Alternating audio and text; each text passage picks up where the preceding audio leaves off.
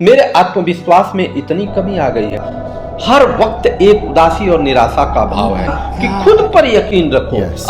लेकिन मैं खुद पर यकीन करूं तो कैसे करूं? दो प्रमुख चीजें जो आत्मविश्वास को बढ़ाने में मदद करती है, और अगर ठान लें तो हम दूसरों से आगे भी निकल सकते हैं। आत्मविश्वास के 4 सोपान होते हैं।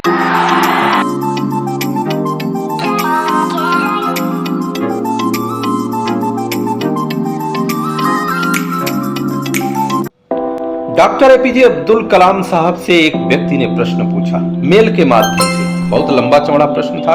उस प्रश्न को भी सुनिए जो हमारे आपके जीवन के लिए सबसे महत्वपूर्ण है, और उस प्रश्न का उत्तर किस प्रकार से एपीजे अब्दुल कलाम साहब देते हैं, इसको भी समझने का प्रयास करिए। वह प्रश्न कहता है कि मेरे अंदर हमेशा से ही आत्मविश्वास की कमी रही है। दरअसल इस मामले में मैं और मेरा भाई एक ही जैसे हैं। शायद ऐसी कि मेरी माँ की वजह से ऐसा हो सका है। कारण कि जब हम लोग छोटे थे तो हमारी सुरक्षा और देखभाल के लिए वह इतना चिंतित रहती थी कि हमको सच्चाइयों से दूर रखती थी। पर मैं इस बात को दावे के साथ नहीं कर सकता। लेकिन अब समस्या ऐसे बिंदु पर पहुंच गई है जहां इसकी वजह से मेरे करियर पर पूरा असर पड़ रहा है। मैं चाहता हूं कि हर कोई मुझे चाहे, लेकिन सच यह है कि मुझे कोई पसंद नहीं करता। मैं जहां काम करता हूं वहां मेरी एक दोस्त थी जो खाने के समय मेरे साथ बैठा करती थी, परंतु बाद में मुझे पता चला कि वह मुझसे प्रेम करके नहीं बैठती है, वह तो केवल मेरे ऊपर तरस खा करके बैठती है। और मैंने यह भी देखा कि अगर कोई मेरे घर के बाहर बैठा हुआ है पड़ोस का व्यक्ति और मैं घर के अंदर हूं तो उसके जाने तक का इंतजार करता हूं। क्योंकि जब वो चला जाए तब मैं घर से बाहर निकलूं। मेरे आत्मविश्वास में इतनी कमी आ गई है, मैं बड़ी आसानी से हार मान लेता हूं और इस बात का इंतजार करता हूं कि कोई आकर के मेरे हालात को संभाल ले। यहां तक कि कुछ समय की मुश्किल भी ऐसी लगती है कि जैसे हमेशा के लिए मुश्किल अब आ गई है और वह जा नहीं सकती, उन्हें भी बर्दाश्त नहीं कर पाता। हर वक्त एक उदासी और निराशा का भाव है। कलाम साहब से वह प्रश्न पूछते समय वह कहता है कि मैंने आपका एक भाषण सुना था जिसमें आपने कहा था कि खुद पर यकीन रखो, अपनी काबिलियत पर भरोसा करो, अपनी खुद की ताकतों पर यथोचित अभिमान रहित विश्वास नहीं होगा तो आप सफल और खुश नहीं रह सकते। मुझे अपने दुखी रहने और कामयाब न होने की वजह पता नहीं, लेकिन मैं खुद पर यकीन करूं तो कैसे करूं? किस बात का सहारा लेकर मैं खुद पर भरोसा करूं? मुझे अफसोस होता है यह कहते हुए, लेकिन मेरे अंदर कोई काबिलियत नहीं है जिसकी वजह से मैं खुद पर भरोसा करूं। मुझे कुछ भी समझ में नहीं आ रहा कि मुझे यकीन है कि आप जो कहते हैं वह सच है, लेकिन ऐसा लगता है कि जैसे वह मेरे ऊपर लागू नहीं होता। कृपया मुझे रास्ता दिखाने का प्रयास करिए, बताइए मुझे क्या करना चाहिए। इस पर डॉक्टर एपीजे अब्दुल कलाम साहब ने बहुत जबरदस्त बात कही जिसको आपको सुनना चाहिए, और हर व्यक्ति के जीवन में ऐसा आता है, उसको सुन करके उससे लड़ना चाहिए। कलाम साहब कहते हैं कि जाहिर है कि आपको अपना आत्मविश्वास जगाना और बढ़ाना तो पड़ेगा ही।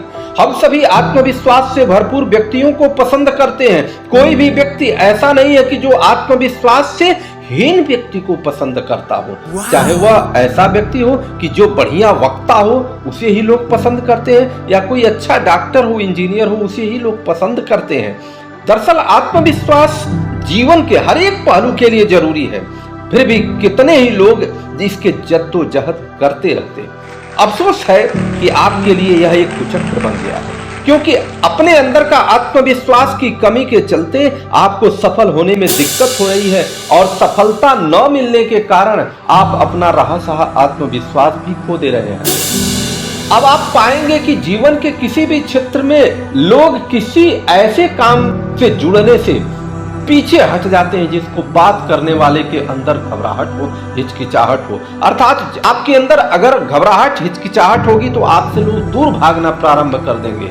जरा सी बात पर अगर आप माफी मांगना प्रारंभ करते हैं तो लोग आपसे दूर हटना प्रारंभ कर देंगे। दूसरी ओर वह शख्स जो साफ साफ बोलता है, सिर उठाकर आत्मविश्वास के साथ सवालों के जवाब देता हो और किसी बात की जानकारी न होने पर बेहिचक स्वीकार कर लेता है वह आपका भरोसा जीत लेता है।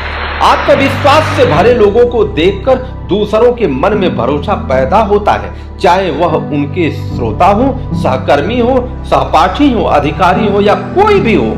इसको तो समझना ही पड़ेगा। कलाम साहब कहते हैं कि दो प्रमुख चीजें जो आत्मविश्वास को बढ़ाने में मदद करती हैं, वे हैं कार्यकुशलता और स्वाभिमान। हमें अपने कार्यकुशल होने का तब एहसास होता है जब हम पाते हैं कि हम जिस क्षेत्र में जाना चाहते हैं उस क्षेत्र के लिए अहमियत रखने वाले हुनर हासिल कर रहे हैं और उस क्षेत्र में अपने लक्ष्य हासिल करते जा रहे हैं। यह इस विश्वास का सवाल है कि अगर हम किसी भी क्षेत्र के लिए जरूरी हुनर सीखेंगे और मेहनत से काम करेंगे तो कामयाब होंगे।